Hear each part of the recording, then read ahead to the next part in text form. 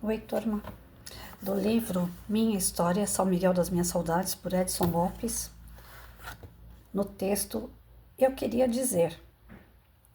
só queria dizer que na minha infância sonhei anos e anos por um bolo de aniversário recheado com chocolate no formato de carrossel, roda gigante ou campinho de futebol. Não tive embora triste, magoado, vendo outras crianças como eu saborearem orgulhosas seus bolos, presentes e sonhos numa desmedida e descompassada felicidade, sem realmente atinar para a finalidade da oferta. Era claro para elas a importância do momento ímpar vivido naquele instante. No entanto, não tive rancor, jamais passou pelo meu coração qualquer ato de repúdio ou revolta por não ser eu o personagem das atenções e carinhos. Ao contrário, ganhei forças vislumbrando a oportunidade de que um dia poderia comprar meus próprios bolos e presentes. Queria dizer também que por infindáveis noites da minha infância e adolescência dormi solitário, sem o afago de uma mão materna ou de um abraço caloroso que me amparasse nas tantas noites de inverno e tempestades. Mas não chorei, despertei dos meus medos e pesadelos como um estoico personagem de histórias em quadrinhos e em meus devaneios. Procurei a providência divina para não me abandonar e me proteger dos desvarios que pudessem atormentar meu coração ferido e assustado. Eu queria que todos soubessem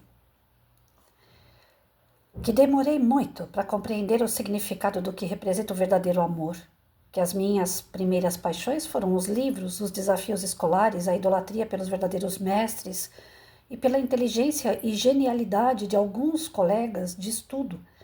Não foi por sublevação ou qualquer coisa assim, foi apenas admiração, honestidade e caráter. Hoje eu queria somente dizer muito obrigado, mas muito obrigado de fato e de direito. Um agradecimento aos grandes e verdadeiros amigos que me confortaram nas horas difíceis e amargas, às eternas namoradas que souberam compreender as minhas ranzinzices e tolerar os meus desatinos. Ninguém, e digo isso à propriedade e sensibilidade de um bom conhecedor dos sentimentos femininos, sabe como elas abrandar e aliviar todas as chagas que corroem a nossa alma perturbada. Enfim, quero externar aqui a minha sincera gratidão a Deus, que sempre me estendeu a sua mão misericordiosa nos momentos mais insanos e dolorosos. Direi por todos os dias da minha vida que posso comer bolos sem qualquer receio ou pudor, que posso dormir com a serenidade dos monges, que posso ler e interpretar o significado dos vários idiomas graças à orientação dos grandes amigos, escolas, professores e livros. Enfim, que posso contornar problemas, sufocar os traumas, livrar-me das depressões, encantar-me com a delicadeza e o perfume de uma mulher e apreciar e degustar um vinho nobre com a pretensão de ser um autêntico sommelier. Para uma segundona, né? É segunda-feira. A gente já começa com um nó na garganta. Eu tive... Vai ser difícil falar sem me emocionar também, né? Eita, professor. Mas vamos lá. Vou tentar.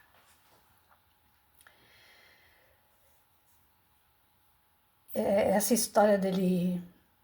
Ele contar, né? Que ele queria algumas coisas que ele não teve na infância, mas nem por isso ele desistiu da jornada, né? Ele se dedicou aos livros, aos estudos, ele seguiu os mestres que ele admirava pelo caráter, pelo exemplo, não só pela inteligência. Meu Deus, bem que ele falou que quando eu fosse ler o livro dele, eu ia encontrar alguns pontos. Eu achei que nunca fosse encontrar um ponto comum com o meu professor, porque para ele, para mim, ele é um mestre, ele está acima, né? Bem acima. Não é perfeito, é um homem, mas eu tenho ele como uma perfeição de caráter aqui, né? Enquanto professor, uma perfeição de caráter de profissional. E quando eu tive a alegria Alegria que é indescritível. Eu não consigo descrever para vocês como que foi a emoção de reencontrar meu professor. A última vez que eu vi, eu ia fazer 15 anos e eu fui reencontrar ele com 54. E assim, foi uma emoção extraordinária. Eu tenho a poliomielite que me atrapalha um pouquinho nessas horas, né? Se eu ficar muito feliz, muito triste, muito nervosa, a perna e o braço não funcionam direito. O tico e teco entra em pane e tudo amolece. Mãos, pernas amolece. E eu fui na porta da casa dele para levar o livro. Eu comprei o livro. Falei, professor, eu posso ir na sua casa para o senhor fazer um autógrafo para mim do seu livro? Né, uma dedicatória. Só para me guardar de lembrança, né? Eu sou muito saudosista. Minha casa parece um museu. Tem um monte de coisinha assim de situações, pessoas que eu guardo com muito carinho. E o livro eu comprei nessa intenção, de guardar algo do meu professor que para mim significou tanto.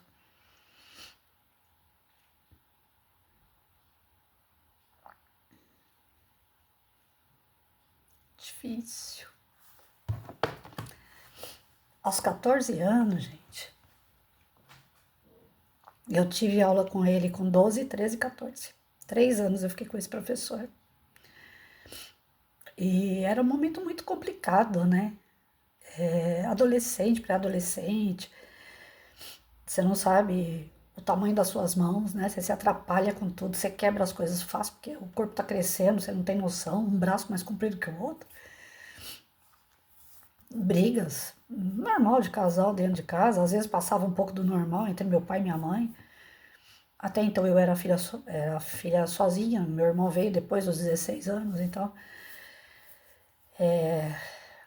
filha única, né? Vendo aquela bagunça de pai e mãe dentro de casa, adolescência chegando, você querendo achar um lugar no sol, querendo se encaixar em algum grupo escolar e você não se encontra no meio de ninguém, porque criada sozinha dentro de casa, com meio de boneca.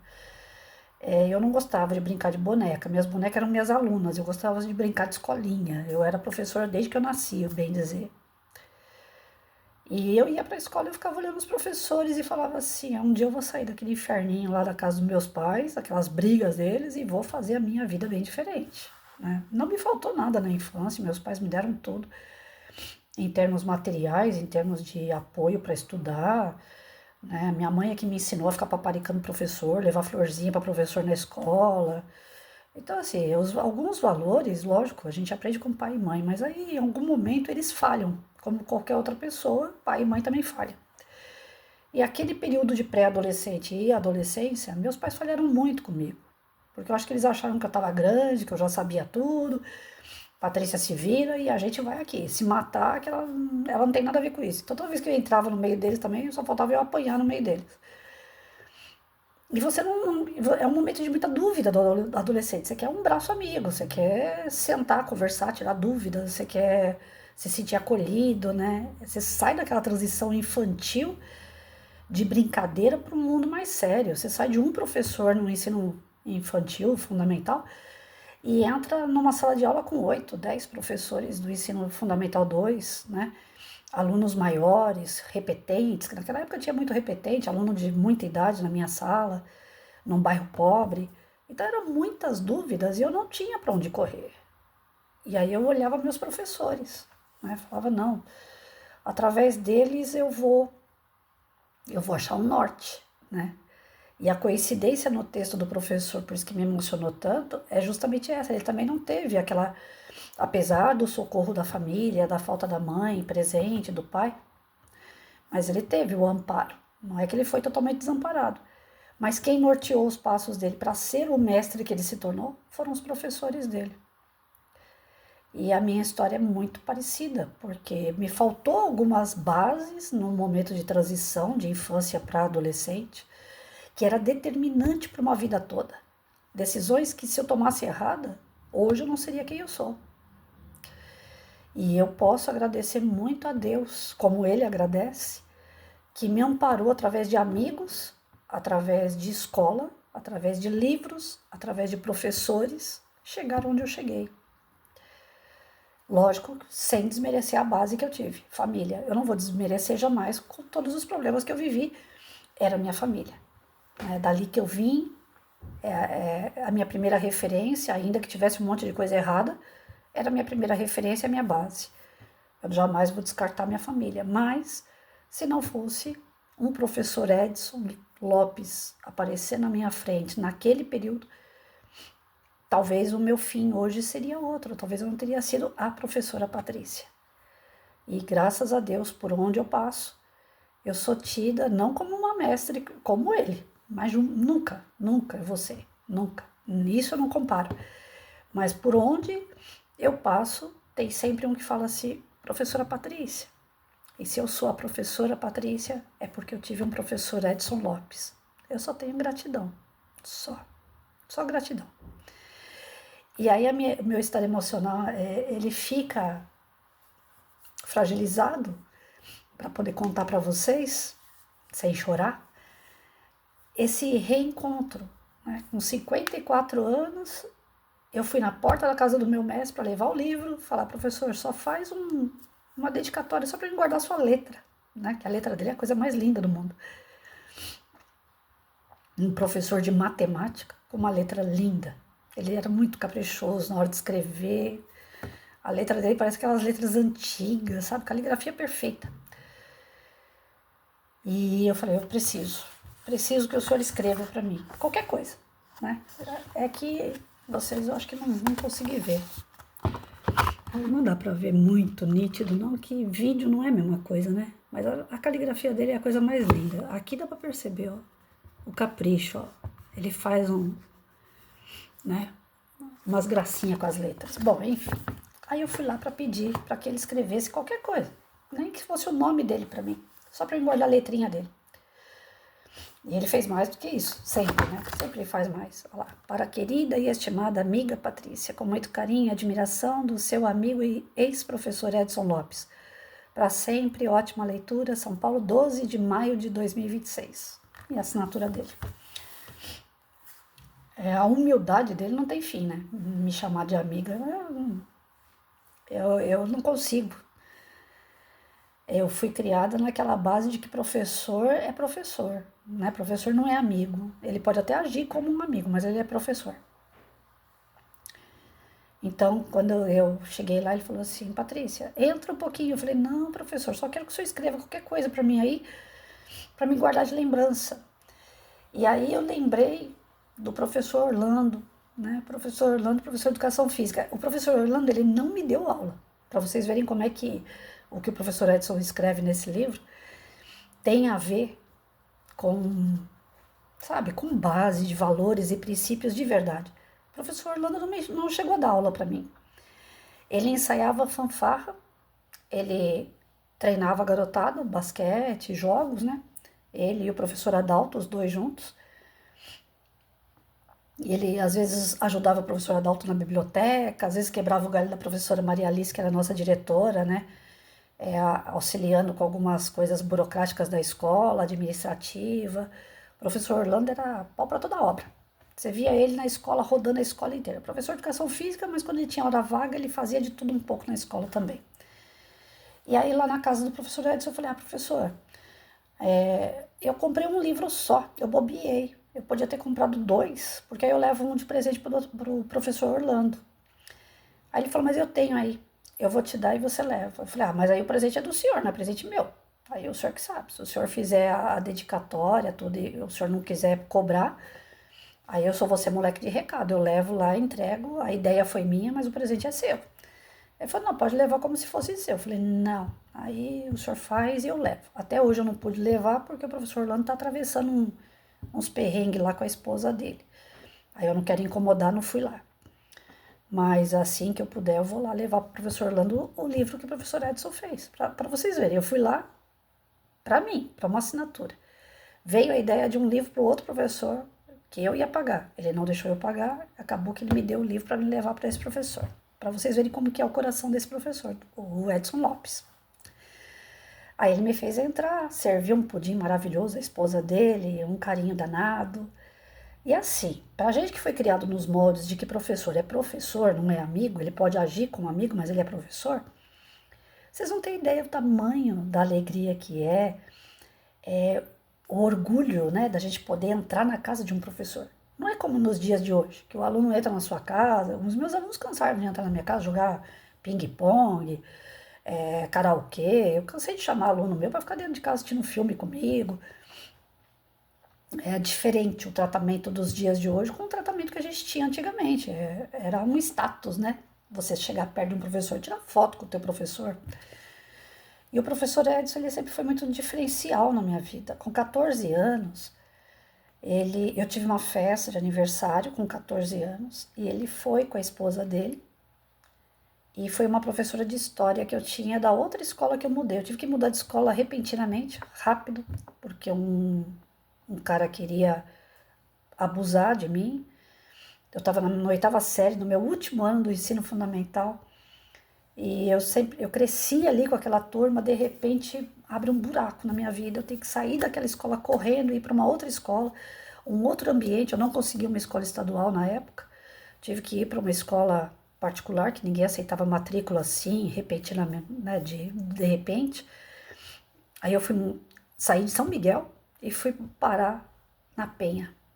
Ambiente completamente diferente, tanto de bairro como de cultura, de educação, né, dentro de uma escola particular, aquelas meninas mimadas, né, burguesinha, eu não tinha nada a ver com aquilo. E eu tive que ir porque ou era aquilo ou eu ficava sem estudar. Então, as escolas estaduais não aceitavam essas transferências assim repentinas. A nossa lei na época era muito rígida. Então, só particular para aceitar. E aí, eu fiquei pendurada numa matéria de matemática. E eu pedi para o professor me ajudar. Falei, professor, minha mãe teve a ideia, né? Minha mãe falou assim, vai lá e conversa com o professor Edson, vê se ele te dá um apoio, se ele te dá uma revisão de conteúdo. E eu sentei dentro da escola do Dom Paulo, lá em São Miguel, num dia que eu acho que não teve aula, ou final de semana, não lembro bem. E o professor ficou comigo o dia, a tarde toda. Ele passava exercício, corrigia, passava exercício, corrigia, me ensinando ponto a ponto dos exercícios para que eu pudesse fazer aquela prova de recuperação lá na particular e passasse. E eu passei com 8,5. Só não ganhei 10 porque a porcaria da professora que tinha lá inventou geometria na última hora na prova e eu não estudei geometria. Mas tudo que ela cobrou, o meu professor tinha repassado comigo e eu tirei nota boa por conta dele. Ele não ganhou nada com aquilo. Ele fez aquilo de coração. Numa época que professor, vamos lembrar, né? Numa época, na década de 80, que professor era professor, não é amiguinho de aluno, não. Então era difícil você ter esse acesso ao professor. E o professor Edson fez isso por mim. Na minha festa de 14 anos, ele levou um Jesus na cruz, assim, desse tamanho mais ou menos, uns 20 centímetros, 25 centímetros. E quando eu decidi casar, os meus pais não aceitavam, principalmente a minha mãe não aceitava o meu casamento, que ela queria que eu casasse com alguém que tivesse dinheiro, meu marido não tinha. Aí aquele vulco-vulco, vai, não vai, eu falei, não, já tô namorando há muito tempo, agora eu vou casar, e se não tiver apoio da família, vai sem apoio mesmo. E eu saí de casa, saí com a roupa do corpo. Falei, agora chega, eu quero casar, eu vou embora. Minha mãe não queria liberar minhas coisas, tudo bem, saí sem nada, só com meu documento. Só que antes de ir embora de casa, eu já tava com aquele movimento de tirar as coisas de pouquinho em pouquinho. Uma das primeiras coisas que eu pensei em tirar não foi nem roupa, eu saí sem roupa, eu saí com a roupa do corpo. Eu não lembrei de levar roupa, mas eu lembrei de levar aquela cruz que o meu professor me deu, com Jesus. E aquela cruz, gente, eu tenho até hoje. Eu só não vou mostrar pra vocês porque ela tá na parte de cima da casa, no meu museuzinho aqui. Eu tenho um museu aqui em casa que eu guardo minhas peças, né? Mas eu tenho essa cruz até hoje guardada, que foi meu professor que me deu. E assim, eu sou espírita. Eu não sigo Jesus na cruz. Mas aquele Jesus na cruz que o meu professor me deu foi quem me guiou. Né? Não foi aquela. Como que eu posso dizer? Eu nunca ajoelhei para aquela imagem. Mas eu sempre tive naquela imagem a lembrança que por trás dela tinha um professor. Alguém que estava me direcionando para a vida. Nos momentos mais difíceis. Então ele me direcionou aos 13, aos 14, ele me direcionou aos 23. E aí, pela graça de Deus, eu reencontro meu professor na rede social, vamos pro WhatsApp, bom dia, bom dia, bom dia. E aí ele lança o livro e eu vou lá na porta da casa dele com 54 anos. E aquele encontro, vocês não têm ideia que encontro. Aí eu sentei no sofá dele e fui contar um pouco dessa trajetória, né? Falei, professor, foi o senhor que me orientou, foi o senhor que me ajudou, eu sou muito grata, né? Eu tenho referências do Senhor, eu tenho referência da professora Regina, eu tenho referências do professor Orlando. Orlando não deu aula para mim, mas eu olhava para ele e eu tinha referência pelo andar dele, pelo olhar dele. É coisa de caráter, não é coisa de profissão, como ele citou no texto aqui. Eu acho que é por isso que ele falou, que quando você lê o livro, você vai se identificar em algumas coisas. E eu me identifiquei, né? Ele também passou por isso, pela necessidade dessa busca através de referências para sair do afogamento. É incrível, eu jamais imaginaria que o professor Edson passou por tudo isso, porque a alegria dele, a, a energia dele de trazer todo mundo para perto, sabe? Ele não era um paizão, aquele professor que todo mundo fala assim, nossa, ele é que nem um pai. Não. As pessoas, os colegas que eu tinha, olhavam para o professor com admiração, simplesmente admirar.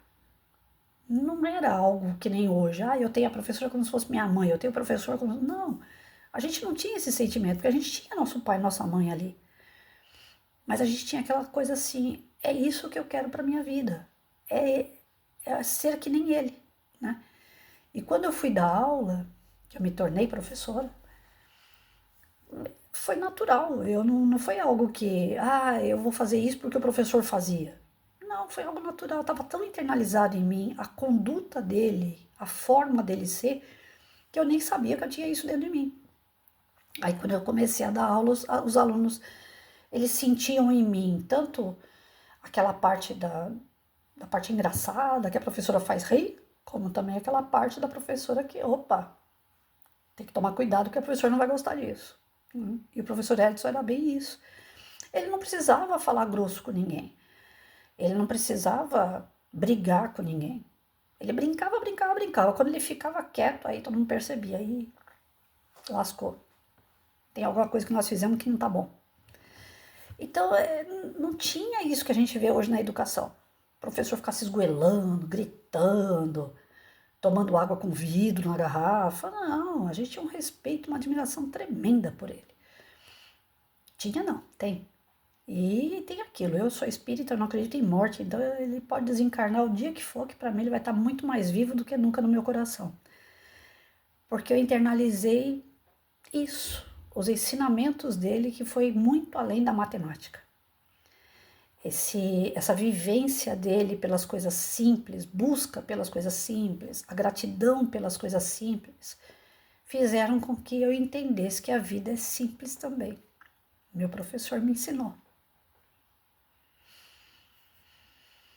Eu peço desculpa pelo tamanho da emoção, porque não é fácil quando se trata de amor, gente.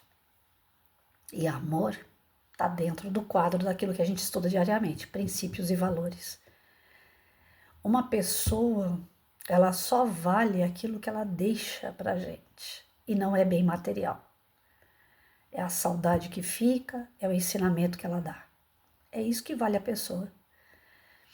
Eu vi ontem, Dia dos Pais, muita gente, meu pai me deu um presente, né? Meu pai me deu uma casa, meu pai me deu isso, meu pai me deu aquilo. E outros, meu pai me deu caráter, meu pai me deu condições de estudar, de crescer, de evoluir, de ser como ele. Você vê pelas opiniões das pessoas os diversos tipos de pais, né? E os diversos tipos de sentimentos que as pessoas têm por esses pais. E os sentimentos mais verdadeiros que eu vi nas homenagens em Facebook, Instagram sobre os pais, são aquelas homenagens referentes a princípios e valores. O que o pai deu quando ele era pequeno, um carrinho, o que o pai deu quando ele cresceu, uma casa, não tem tanto valor do que o meu pai me ensinou a ser um homem de verdade para ser um bom pai hoje para o meu filho. E eu acho que é desse homem, esse tipo de pai, que a gente está falando, quando a gente retrata o Edson Lopes, o mestre, professor de matemática, eterno nosso mestre, Edson Lopes. É um pai diferenciado para tantas e tantas pessoas que passaram na mão dele. Mesmo que ele não deixou esse sentimento de pai, como eu falei, eu tenho o professor Edson como se fosse um pai, ele não deixou esse tipo de sentimento, pelo menos com as pessoas que eu converso, não. Mas ele deixou o principal, o caráter, o profissionalismo, a dedicação, o carinho, o capricho, a disciplina, a alegria. É um professor fora da caixinha, porque ele realmente era um professor diferente dos outros, muito diferente. O carisma dele ultrapassava os muros do Dom Paulo. Qualquer pessoa que a gente tropasse na rua falasse assim, eu tenho aula com o professor Edson. Nossa, eu tive aula com ele, né? Eu não tive contato com o pessoal do Dom Pedro, com Carlos Gomes, mas eu sei que ele rodou tudo que é escola ali e que por onde você andasse em São Miguel Paulista, aquele professor era conhecido. Ele foi professor, ele foi diretor de muitas e muitas cabeças. Ele não foi qualquer professor, ele foi o professor. Então, e ele só conseguiu ser porque ele pegou todas as adversidades, pelo que a gente lê no texto, para fortalecer, para crescer, para se desenvolver, para se tornar uma pessoa melhor, né? Tem aquela historinha, né, da água quente. Ela endurece um ovo e ela amolece uma batata, né? Cada qual aproveita a água quente para fazer o que acha de melhor, né? E ele não endureceu. Ele mostrou que ele era capaz de fazer coisas melhores através do sofrimento que ele veio. Através de algumas faltas na infância, na adolescência, quando ele cita, né, que as mulheres sabem confortar um homem apesar das suas crises, ele exalta a mulher, ele não denigre como a maioria das pessoas fazem, né? Hoje a gente está vivendo essa causa feminista que os homens estão tomando aversão, né? De tanto que a mulher quer fazer tudo pelos homens, a princípio foi muito bom. Os homens cruzam os braços, as mulheres fazem tudo, maravilha. Aí as mulheres começam a reclamar que ficam sobrecarregadas. Só que ao mesmo passo elas querem a independência, elas querem serem respeitadas. Licença, gente, que eu emocionei e eu choro pelo nariz. Coisa horrível. Eu tava aqui me segurando e o nariz, sentindo ele. Desculpa. Então, assim, eu não vou gravar de novo, porque eu não sou de ficar fazendo coisa bonita, não. É como sai. Os meus estudos saem assim, sai espontâneo. Então, ele exalta a mulher nos tempos que mulher era mulher. Né? Hoje a gente está vendo um monte de mulher máquina. Elas conseguem fazer 10 coisas ao mesmo tempo e reclamam que o homem não faz nada. Mas elas querem tomar o lugar dos homens também. Né? Então nós estamos vivendo a versão de valores. Inversão de valores. E os homens tendo aversão às mulheres. Né? Porque, já que elas fazem tudo, eu não preciso fazer nada. Depois eu que ainda não presto. E ele coloca no texto dele aquela coisa, né? A mulher é para afagar, a mulher é para aconchegar, é para trazer perto, é carinho, é amor. Ele trata a mulher como ela realmente deveria ser. Não é submissa, mas companheira, lado a lado, né? E não esse jogo de guerra de sexo que nós estamos vendo aí, que não é de hoje. Então ele traz dentro desse texto uma série de reflexões, né? Que não basta ter, tem que ser, né? Que a gente vai ser reconhecido pelos valores e princípios que nós deixamos, que nós podemos nos fortalecer diante das adversidades, que nós devemos dar cada qual de acordo com a sua obra, né? Que mulher tem um espaço, que homem tem outro tipo de espaço, que um completa o outro, que um pode ser companheiro do outro e não inimigo, que um pode valorizar o outro pela sua jornada. Ele é um texto simples, dentro da simplicidade do meu professor, mas na grandeza de um homem espetacular. Então, se eu continuar falando, eu vou continuar chorando, e aí vai ficar muito feio aqui. É isso. Ele é simplesmente maravilhoso, é um professor, é uma pessoa incrível. E graças a Deus eu tive ele como um mestre aqui na Terra. Graças a Deus, eu e tantos outros somos baba-ovo desse mestre, Edson Lopes.